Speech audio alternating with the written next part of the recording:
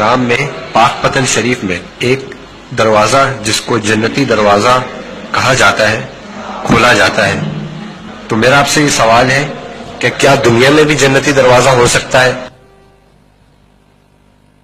کیا جنتی دروازہ بھی ہو سکتا ہے، اور حدیثوں میں تو جنتی آدمیوں کا بھی تو پتہ چلایا تھا نا، ہر نبی جنتی ہے یقینی طور پر۔ اور پھر صحابہ کرام 10 صحابہ مشہور ہیں جن کو جنت کی بشارت بزبان رحمت عالمیان صلی اللہ تعالی علیہ وآلہ وسلم دی گئی۔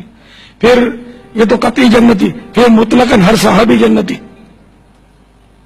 پھر جس کا ایمان پر خاتمہ ہو وہ جنتی، اگرچہ بعض اس میں عذاب پائیں گے اپنے گناہوں کا، یہ بھی طے ہے، لیکن بالآخر تو جنتی ہیں۔ جنتی دروازے کی حقیقت بتاؤں میں آپ کو، تو اس کی حقیقت یہ ہے کہ حضرت سیدنا خواجہ نظام الدین اولیاء رحمت اللہ تعالی علیہ کے بارے میں یہ منقول ہے کہ انہوں نے بیداری میں محبوب باری صلی اللہ تعالی علیہ وآلہ وسلم کی پیاری پیاری زیارت کی، اور وہ بھی اس حال میں کہ خلفاء راشدین کے ہمراہ سرکار صلی اللہ تعالی علیہ وآلہ وسلم اسی دروازے سے گزر رہے تھے جس کو آج کل بہشتی دروازہ کہتے ہیں۔ اور آقا صلی اللہ تعالی علیہ وآلہ وسلم نے ارشاد فرمایا جو اس دروازے سے گزرا وہ امن میں آ گیا۔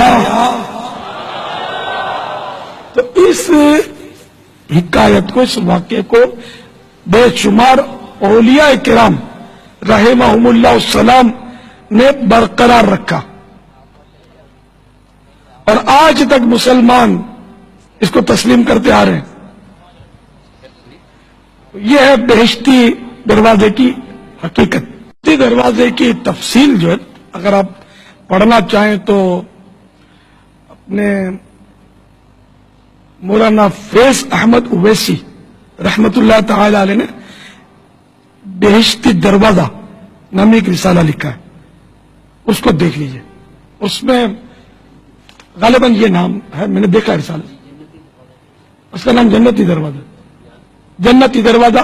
بہرحال اس عنوان پر آپ کئی مکتبے کو بولیں گے، پورا رسالہ لکھا ہے انہوں نے، اور بڑے بڑے علماء صلحاء کے حوالے دیے کہ یہ حضرات حصول برکت کے لیے اس دروازے سے گزرے ہیں، اور سب نے اس کو برقرار رکھا ہے۔